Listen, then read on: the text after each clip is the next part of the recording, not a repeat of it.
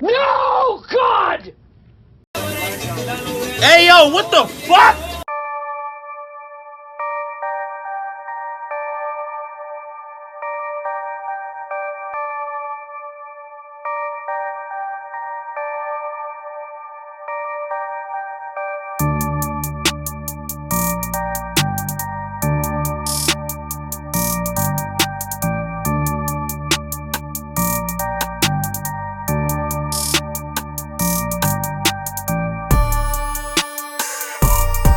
Dude, what in the AI generated storylines or timelines are we living in? I'm so fed up with this.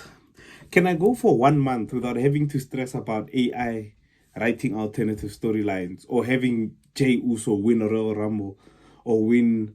The Royal Rumble is fine, I can overlook it. But for him to win a battle royale to determine the number one contender for the World Heavyweight Champion, why is Jey Uso in this spot? Why is he back in this spot again? I do not understand. There's so many things that are going so wrong. I haven't even introduced the episode. Welcome to another exciting episode of Simon Says Wrestling, gents. Don't forget to hit the like, share, notification, and subscribe button, please. I'm just going through a lot as a WWE fan at this point in time. I do not understand half of the things that are happening in the company. I do not understand half of the decisions that have been taken by the company. It just doesn't make sense. I don't have it in me to swear. I don't have it in me to get angry to the extent where I can just curse out people. But I have it in me to start questioning some of the most easiest decisions that we've ever had. Seth Rollins got injured. I understand that. Deserves some time off to heal whatever he's going through. Bron breakup, Bronson Reed made it clear that they've kicked him out of the vision. The two closest competitors to what Seth Rollins is trying to accomplish at this point in time is Bron Breakker and Bronson Reed. CM Punk being a close third, LA Knight being a close fourth. Jimmy, Jay, Roman.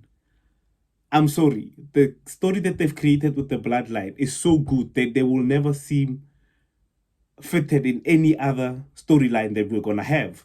There'll always be family politics and they'll always turn on each other, and that's what's gonna make them pop off or make them relevant to whatever is going on. They cannot exist without the outside of the bloodline circle.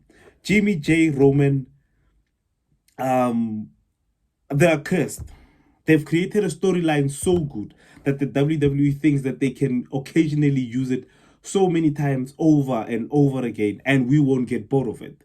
At this point in time, it's a curse. The Bloodline was one of the best factions and one of the best storylines that we've ever had in the WWE. They carried us for 4 years from COVID times to, I would say, right after Jimmy and Jay left and obviously sided together and decided to turn on Roman Reigns. After that, we should have let it go. We should have let it down. We should have let it die down. We should have had them go their separate ways. But clearly, they cannot make it without having each other. They cannot make it. Jey Uso tried to make it. We had a story, we had an interest, and he had to take the World Heavyweight Championship back from Gunther. We supported Jey, so we were like, Jey, you know what? It's time. You're good. You did what you did. But as time went by, we started to realize that Jey Uso might just be an entrance and a 4-letter word. For me, I'm starting to slowly realize that he's starting to get pushed down our throats half as much as what Roman Reigns was when he was still the big dog. I do not understand in God's good name why he won the Battle Royal. I do not understand. CM Punk obviously earned the opportunity to become the number one contender for the World Heavyweight Championship. And I get that. He fought his way to obviously get to where he is. And I still didn't understand why Jey Uso was in the triple threat match. Yes, the roster is running a bit low on, obviously, what I can say, talent at this point in time. Main caliber talent, both in the women's and the men's division. But there is no need for Jey Uso to be in the World Heavyweight Championship picture. There is absolutely zero, fuck all, zilch for this guy to be in this title match. I don't care how popular he is. I don't care how much merch he sells. He does not deserve to be in this. He has a storyline where it's him and his brother that are trying to go head to head. And obviously we're trying to establish Jimmy, but it seems that Jimmy will always be left in the sidelines.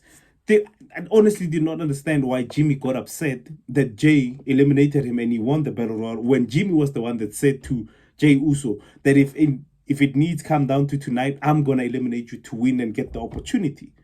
That it's not making sense. Why is he getting upset when he's the one that made it clear that he's willing to do whatever it takes to win the Royal Rumble? Not even the Royal Rumble, the Battle Royale at this point in time. Cool. You know what? Jey Uso is getting into the main event. CM Punk does deserve a World Heavyweight Championship match. But the only person that looks like a legitimate World Heavyweight Champion on that roster right now is Bron Breakker. There is no one else that can carry that mantle of World Heavyweight Champion than what Bron Breakker is. What pisses me off the most is the fact that we're going to have this match with two people, CM Punk and Jey Uso, who earned this opportunity into this title match, go at a match and we're probably going to have Bron Breakker and Bronson Reed interfere and we're not going to have a legitimate winner to that. At this point in time, I'm fine with that decision. I really don't care. I don't want Jey Uso getting his hands back on that title.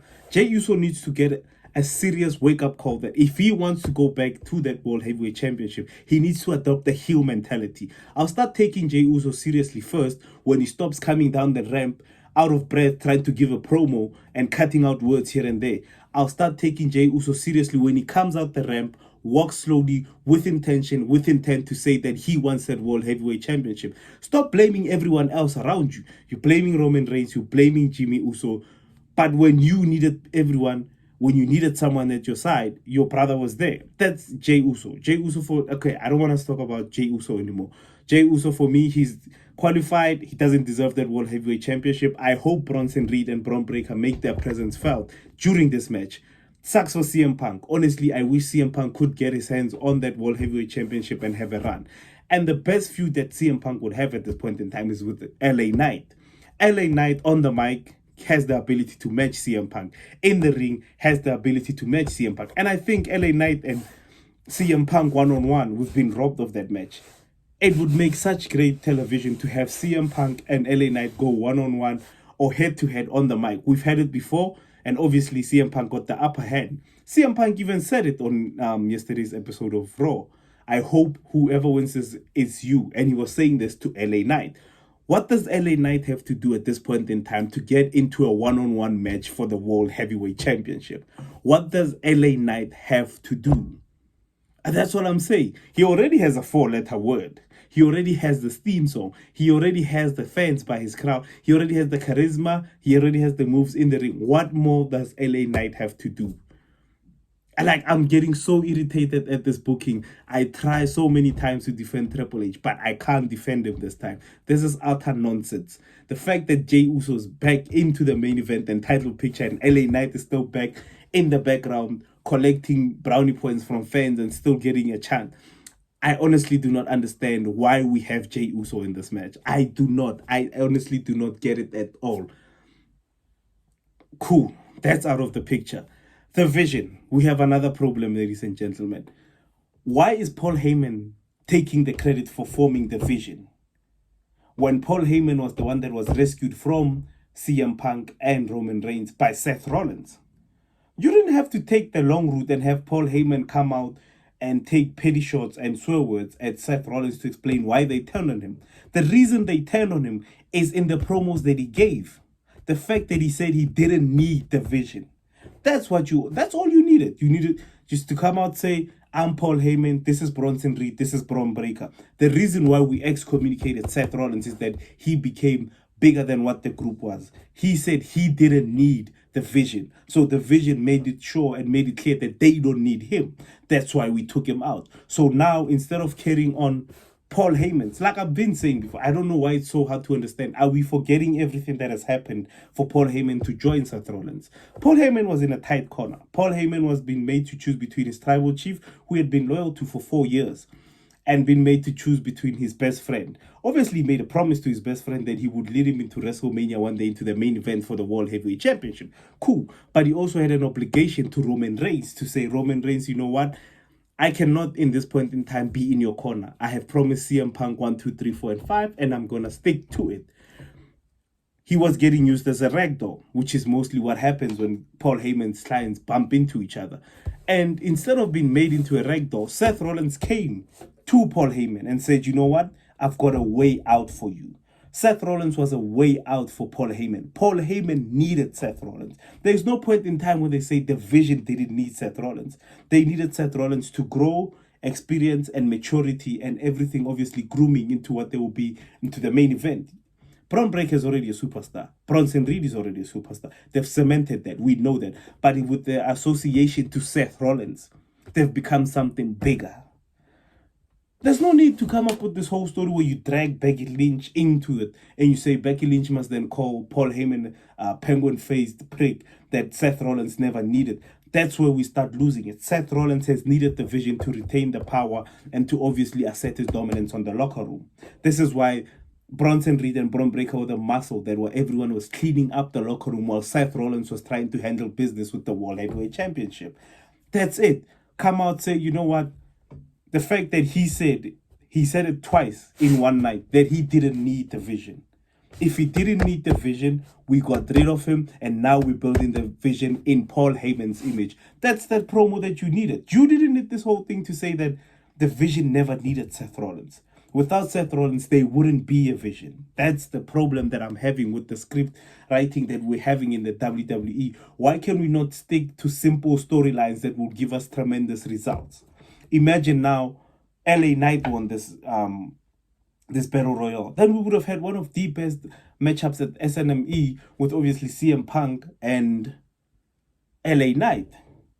Obviously, Bronson and Bron are going to make their presence felt. But now I'm literally hoping that they do make their presence felt and they actually end this match in a double DQ. That's what I'm hoping for.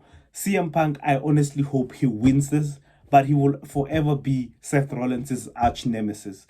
And I don't know how, what, or whichever universe this might happen, but Seth Rollins is not going to be back in time to obviously go into War Games or anything like that. But imagine a War Games where it's Seth Rollins teaming with Roman Reigns, teaming with CM Punk, and whatever two competitors that they can find to go against the Vision, which is Bronson Reed, Bron Breakker, Austin Theory, Brock Lesnar, and a fifth member that they can find to go into War Games. Already, I don't even have to sit down and have my ChatGPT activated. Yes, there's injuries. Get Seth Rollins out of there. But if you have CM Punk, Roman Reigns on one team and actually functioning as a unit, already you can get 3 other superstars that can probably back you up, and LA Knight can be there for. Like, at this point in time, I'm just so frustrated. Can I have just a month to enjoy wrestling and simple storytelling instead of having to throw in surprises, to throw in shock values? This is the problem that I have with shock value. People will always want to put in shock value when it's not needed, but when it's needed, they don't do it. This is the problem with the WWE. When it's a shock factor and we're all expecting it, they don't do it. Now, all of a sudden, when we're caught off guard, we're like, oh, shock value. But when are we going to start doing things and sticking to simplicity? When are we sticking to what we know, to what we've been working with when Triple H took over? Now we're having random weird decisions being taken, storylines taking pivots. Yes, injuries happen. But if you have a good creative team, you have to have a backup plan for the backup plan. These guys look like they have one story, they're going to stick to it. If something happens, they just say, you know what, F it, throw someone in there. Oh, who's the hottest merchant seller? Who's the guy with the hottest catchphrase? Oh, Jey Uso, make him win that, go into the... Why?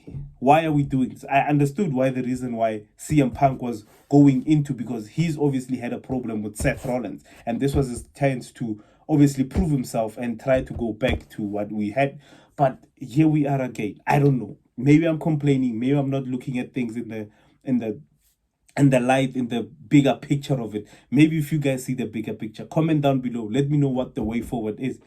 But Jey Uso is not the way forward. I keep saying this. Jey Uso is not the way forward. Jimmy, you've got the wrong twin this time. It's not Jay, it's Jimmy. 5 letters. Jimmy. Not Jey. No, that's not the guy that we want in the main event scene. We want Jimmy. Fuck. Wrestling will literally have you looking at posts and looking at you like, what the fuck are we doing? I'm sorry for cursing, but what in God's good AI name? And if it's not that, I think AI would even have a better suggestion than whatever this show is being ran by this creative team. Drew McIntyre has gone to waste. Cody Rhodes is holding on to a title where he doesn't even know what to say in promos anymore. It's just repeating the same thing that he's been saying on a daily basis. Why is Drew McIntyre not the Universal Championship? Why is LA Knight not in the first title picture to be the World Heavyweight Championship? Why am I still having been subjected to Jey Uso? Why? And now, since everything is looking so bad as it is, Seth Rollins being injured, probably going to have Roman return Reigns come back for the 100th time this year and load up a 30-minute video of his returns ever since War Games or since 2020. What are we doing? What is the plan? If you guys need us to help you, contact us. We're available. We'll let you know what we think, how we think. It's almost like these people that are in creative are just one directional. They have no plan for this. Like, they literally, how do we run such a multi-million-dollar business this way? This is pathetic. It doesn't make sense. You guys just like to throw spanners into the works for the shock value, but your shock value is shocking even us. Like, who made this decision? Who made this call? Triple H, I've tried to protect you. I've tried to obviously stand up for you when I've needed to, but this is shit. This whole thing, I'm just putting it to the side. I'm telling you as it is. This decision to make Jey Uso the number one contender, to then make it the fact that the Vision never needed Seth Rollins, it's utter shit. It's literally trash. It's stuff that you can wipe your bum with, throw it into the toilet, and then flush it because it doesn't make sense. What happened to storytelling? The storytelling that's going to happen, do you think Jimmy Uso is going to come out and cause Jey Uso? Oh, no, that's happened before. Led us to one of the worst WrestleMania events that we've seen between two brothers. What are we doing? What in God's good name are we doing? Why are we not pushing Jimmy Uso? But you must have patience. You must watch it. It's hard to watch the product when shit decisions are made this way. Anyway, guys, comment down below. Let me know what you think. I'll record a full episode of obviously going through everything that has happened from last week Friday to this week Friday. Drop an episode on YouTube. This is just a this is just a rushed job. And I honestly do not understand what the future holds for us, and I do not understand how we're gonna go to a place where everything can just start making sense. That's what we're asking for. Let it make sense.